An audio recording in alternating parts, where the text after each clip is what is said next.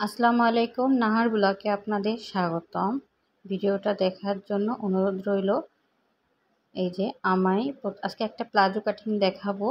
খুব সহজে আপনারা ঘরে বসে প্লাজো কাটিং যেটা না জানে সেও করতে পারবে। এই যে পুরো কাপড়টা 2 গজ 4 গিরা, যে ঝুল থাকবে 40 ইঞ্চি, তাদের 2 গজ 4 গিরা কাপড় হলে হয়ে যাবে। এই যে কাপড়টা আমি ভাঁজ করে নিয়ে নিচ্ছি, 4 ভাঁজ। আমি পুরো ঝুলটা দেখাই দিয়ে এই যে 40 ইঞ্চি, এখানে 41 ইঞ্চি কাপড় আছে। এই যে আমি এবার মুহুরির দিক থেকে নিয়ে নেব। মুহুরি আছে এখানে 12 ইঞ্চি নিব।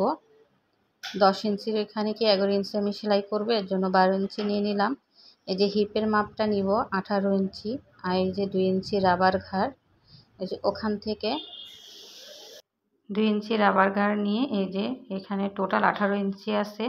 এই 18 ইঞ্চি 16 ইঞ্চি থাকবে হিপ, আর 2 ইঞ্চি থাকবে রাবার ঘাড়। আমি এটা শেপের জন্য নিয়ে নিলাম, কাটার সুবিধাতে। আমি এমনিও কাটতে পারি, আপনাদের দেখার জন্য নিয়ে নিলাম। এটা জাস্ট কাটার জন্য। এই যে আমি এখন কেটে আপনাদের দেখিয়ে দিচ্ছি যে এটা এভাবে কেটে খুব সহজ একদম। এই যে আমি শেপটার এখান থেকেও এখন কেটে নেব। এটা আমি একটু সাইজ করে নিলাম, আমার কাটাটা ভালো হয়নি তাই। এই যে এবার আমি শেপের এখান থেকে একদম সুন্দর রাউন্ড শেপ করে আমি কেটে নিব।